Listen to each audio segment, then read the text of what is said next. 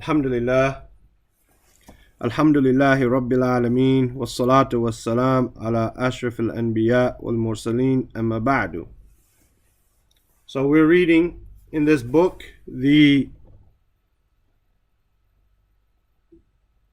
rulings and the benefits related to Umdat al-Ahkam by Abdul Ghani al-Maqdisi rahimahullah, who died in the year 600 after the Hijrah. This book, Umdat al-Ahkam, is a book of fiqh al-hadith. It's a book of hadith, but it's a book of fiqh, and it's a book of fiqh al-hadith. Whereas today, many times the people study hadith from a point of masail, a point of issues which can be derived from hadith. So we look at it today. We start with issues. Right? So what do we say? Okay, what about water? Right? What about vessels? Right? That we put the water in. What about, different types of water? Standing water, running water. Right? What about gold vessels or vessels of the kuffar? What about using those?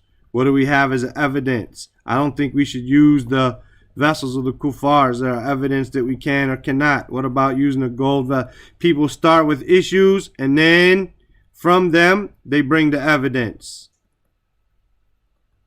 Right? That's what we find many times how fiqh is taught. Whereas we find the books of the Salaf, when it came to these issues, they would bring the evidence. Right? This is like this. They would bring the evidence, and from there they would derive the issues. Right? They would bring the evidence, meaning they would memorize the hadith, and from that they would withdraw the issues. So the fact that the Sahaba used to travel, and when they would be camping somewhere, they would use the utensils of the kuffar, then they would say, therefore it's permissible. But first they knew the evidence before they talked about the issues. So this book, and this is called fiqh al-hadith. This is called studying fiqh through the hadith. Right? So here he says, Bayanu hukm al-bawli fil ma'i al-rakidi wal-iqtisali fihi min al-janabati. Right, the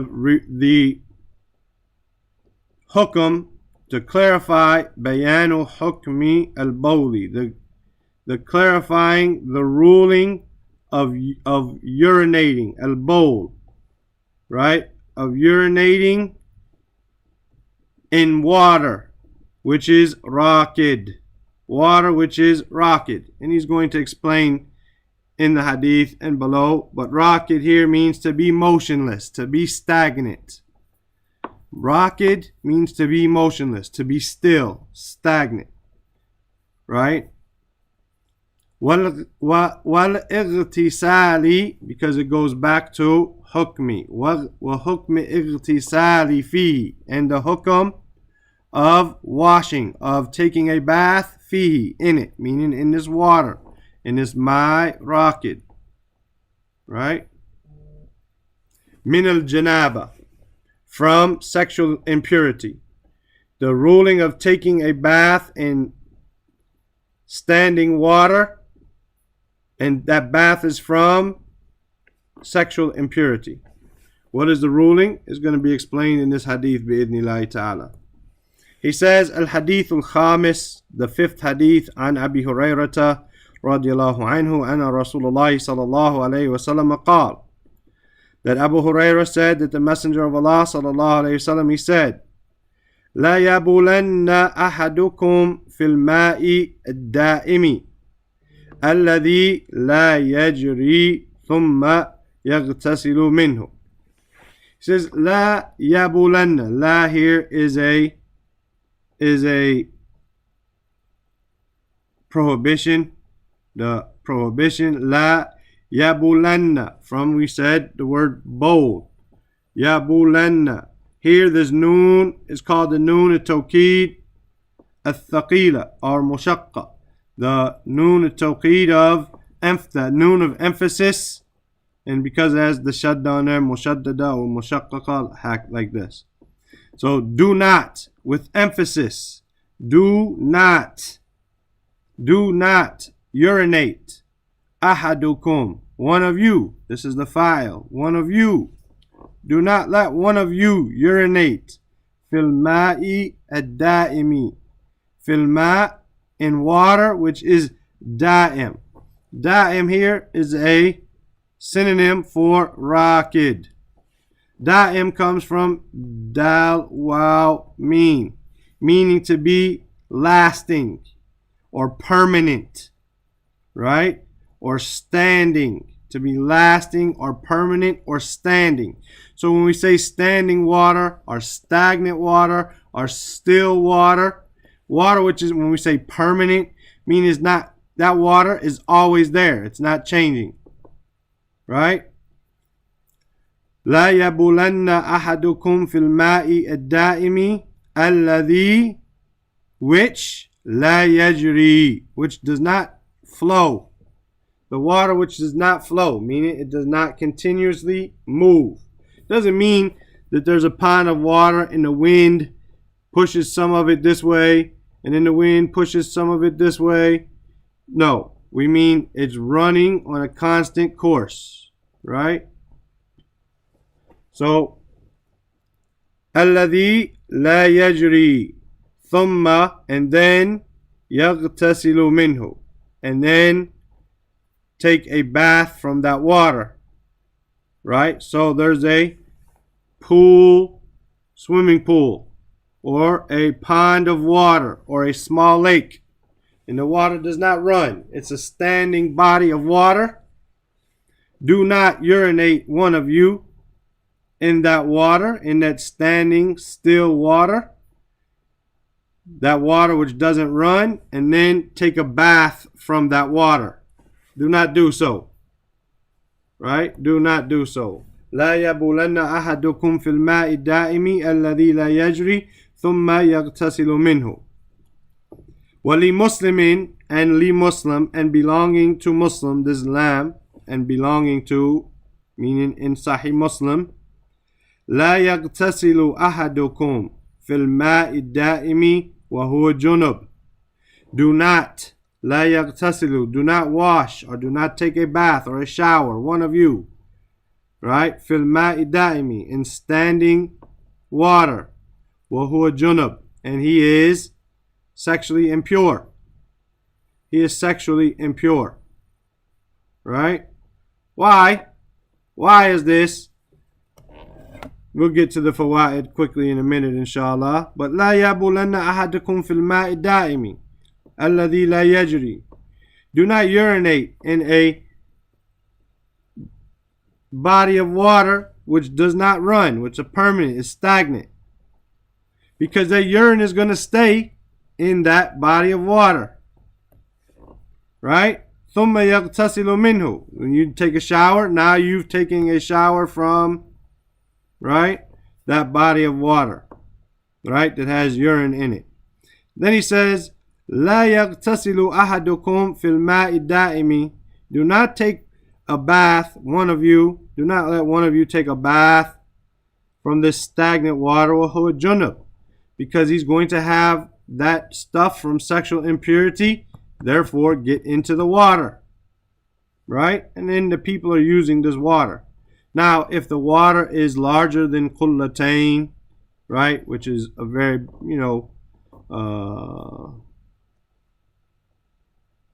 we'll just say, for example, a meter by a meter by a meter, but times 2. So 2 meters by 2 meters by 2 meters, something like that, roughly.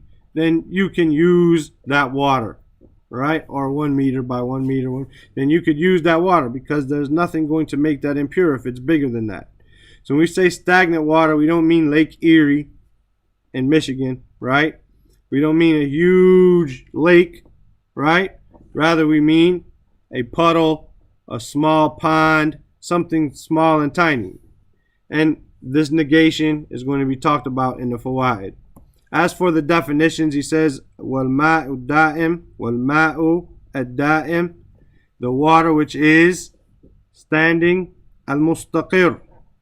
Al-mustaqir coming from qaf ra, form 10. Mustaqir meaning to be settled. Fi makanihi, fi makanihi, in his place. Makan is place, right? Water which is settled in its place, it's not moving, it's there. Kal gudran wal birak. Gudran is the plural of ghadir. Let me write that. Ghadir. Plural of ghadir, and birak is the plural of birk. Right?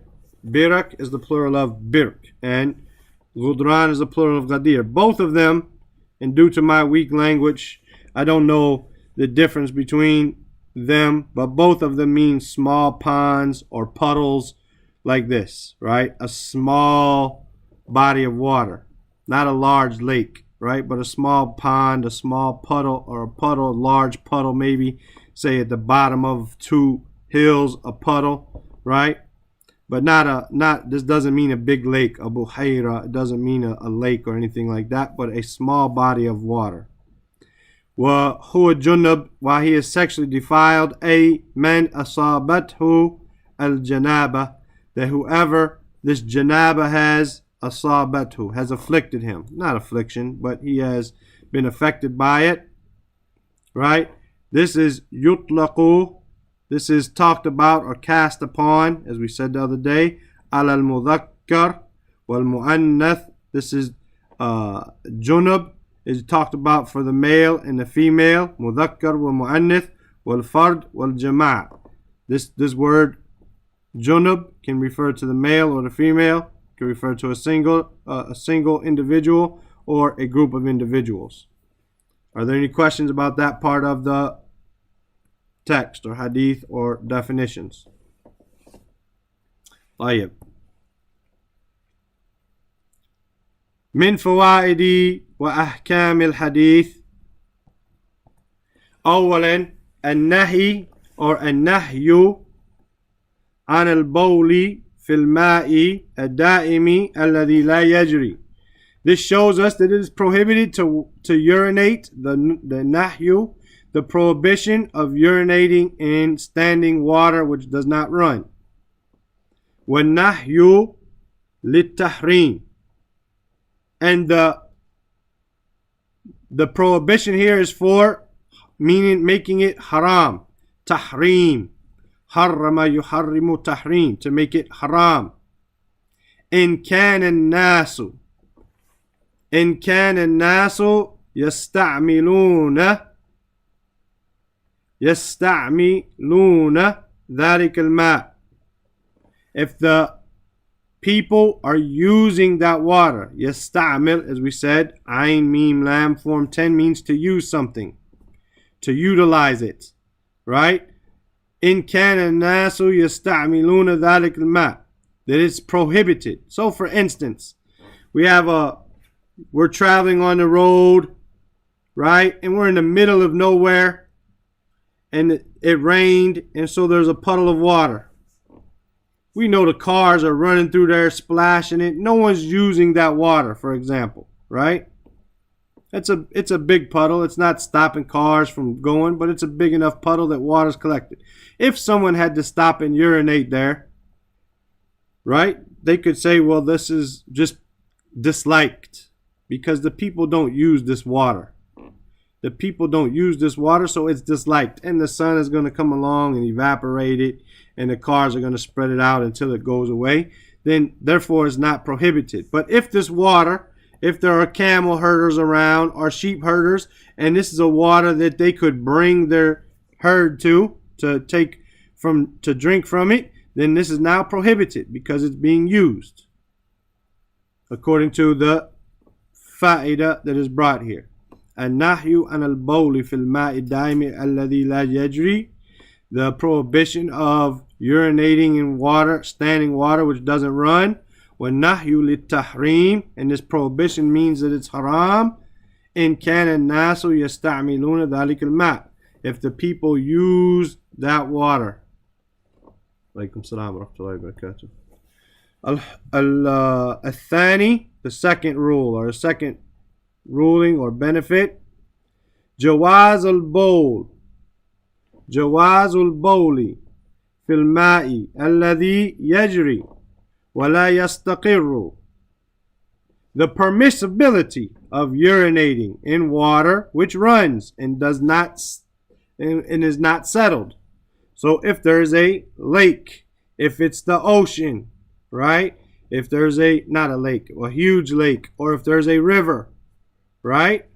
If there's a river, if there's a stream and the water is moving and is flowing in a direction, then it's permissible to urinate in that water. Because the hadith gives us the reason, right? Lakin, however, in kana fi asfal al-ma' ahadun yasta'miluhu fala yabulanna fihi. However, lakin, in kana, if it was fi asfal al-ma', so for instance, there's a river coming down this hill and it settles here, it still runs. But right here at the bottom of the river, right here at the bottom of the hill or whatever, there's a community, right? This asfal from sin fa lam, meaning to be low. The lowest part of the water, right? And someone uses it. Ahad yasta'miluhu. Someone uses that water. Meaning they come here and they get this water. Fala yabulanna fihi. You could urinate up here, you could urinate here, but if it's in a place here, in the lowest point where it's running through and the people are using it, then do not urinate in that part of the water because the people are using that water.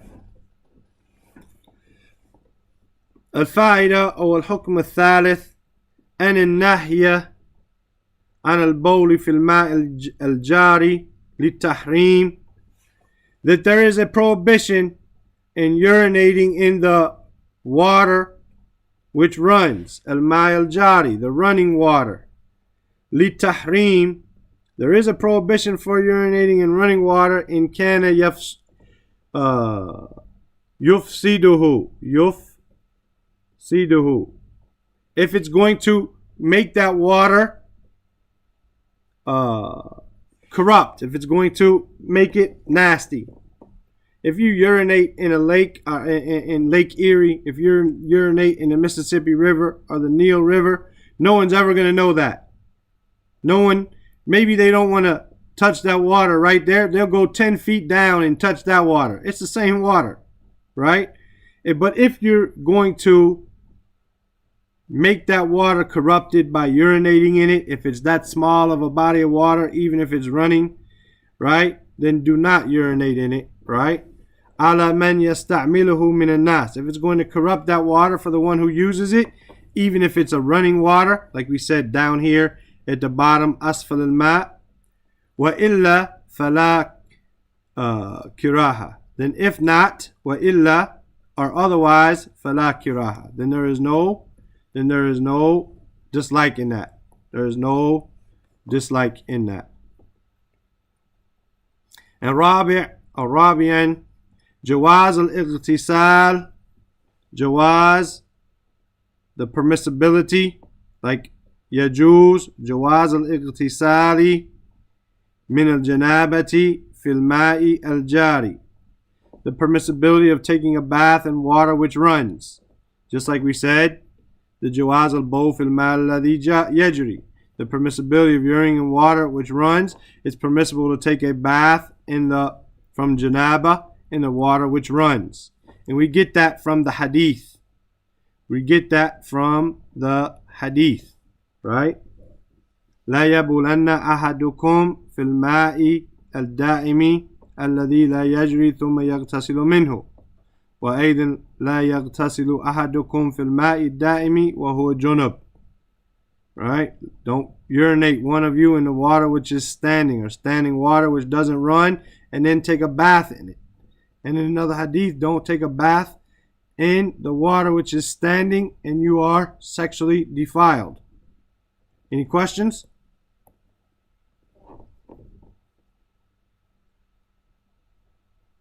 طيب هذا والله تعالى أعلم وصلى الله وسلم على نبينا محمد وعلى آله وصحبه أجمعين. Now question, because we have a few minutes before the brother shows up for Usul Sunnah of Imam Ahmed. There are a few minutes left.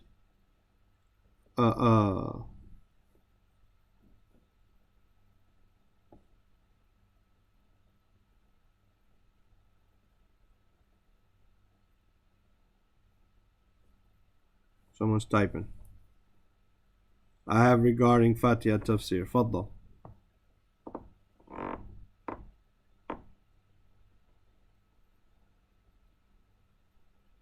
Wa alaikum salam wa rahmatullahi wa barakatuh.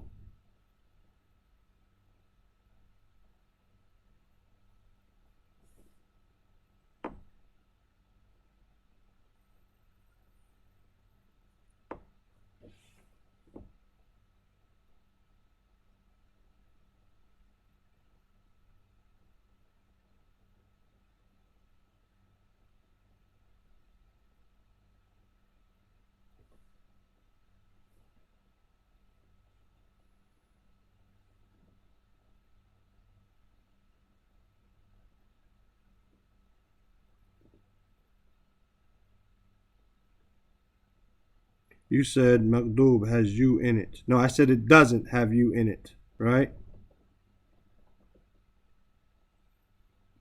Yeah, I said it doesn't. The meaning is there that you are angry with him, but the word you does not appear. There is no, like you said, damir, whether it be in a verb, taghdub or yaghdub, nor is maghdubak. Right? Maghdubak is not there. The word you is not there. However, it implies you, the one, not those who you're angry with. Right? Not those whom you're angry with. You are angry with is there in English. It's there in the meaning, but it's not there in the Arabic text itself.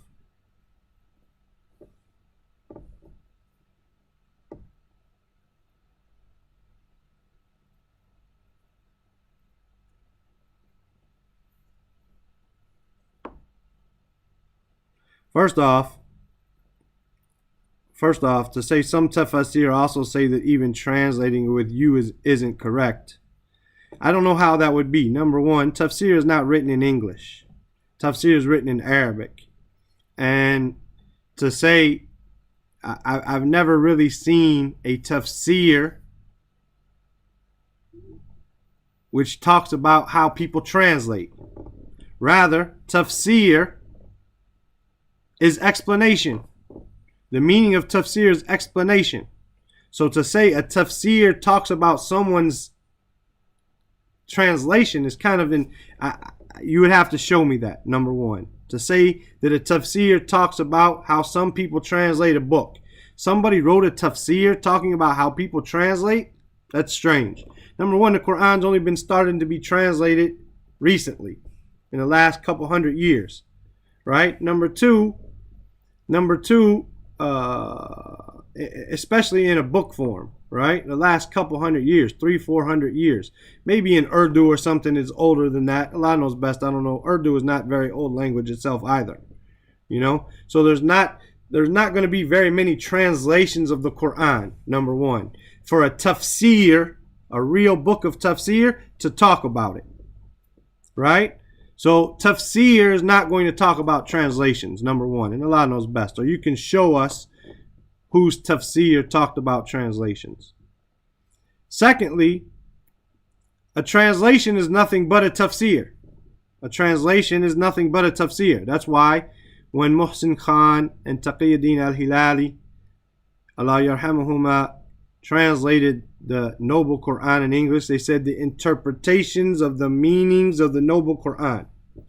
And when they talk about a translation of the Quran, then the ulama talk about, can a person who is sexually defiled, or a person who is a woman who is on her menstrual cycle, can she touch a tafsir? They say yes, because this is no longer the mushaf. And they talk about the same thing when it comes to a translation, that it is no longer the mushaf. The English is not the Quran. The Urdu is not the Quran. The Spanish is not the Quran. Only the Arabic is the Quran. So the meanings are nothing but a tafsir of the Quran anyway.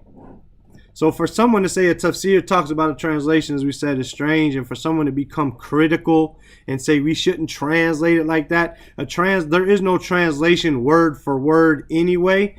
And the purpose of a translation is to bring closer to the individual the understanding and the meaning of what Allah is saying. So if they do so and they add words in there to do that, then there's no problem. Allahu Alam.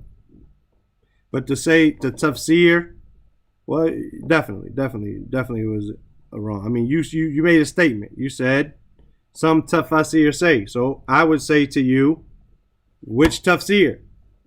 Which tafsir said don't translate it like that? Because you made a claim, right? So it's not necessarily about wrong in phrasing, and Allah knows best. It's about just you made a statement that Allah knows best. You can't back up, akhi. I don't mean to be rude to you, but this is that's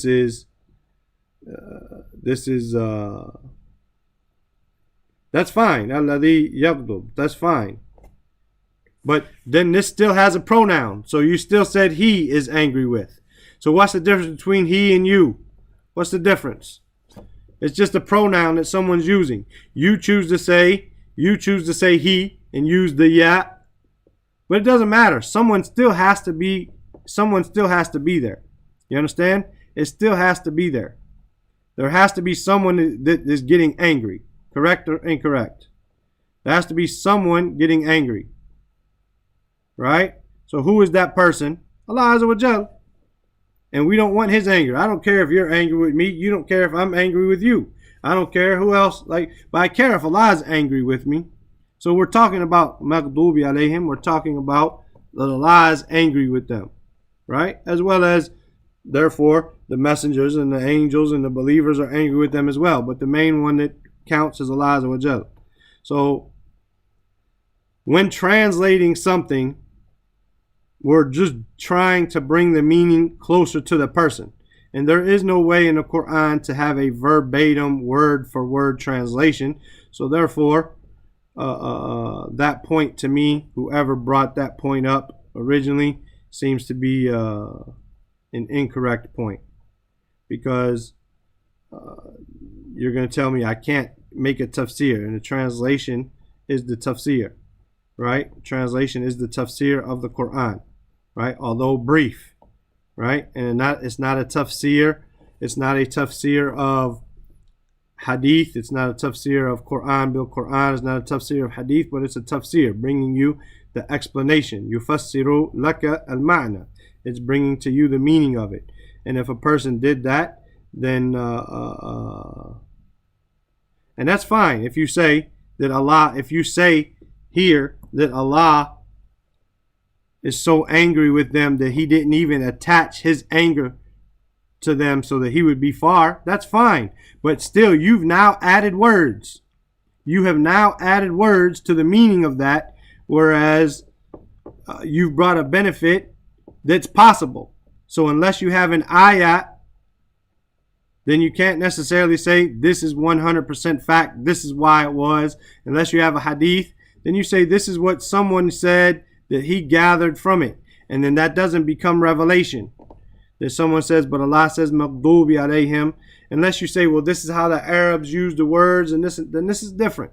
But until then, Allah knows best.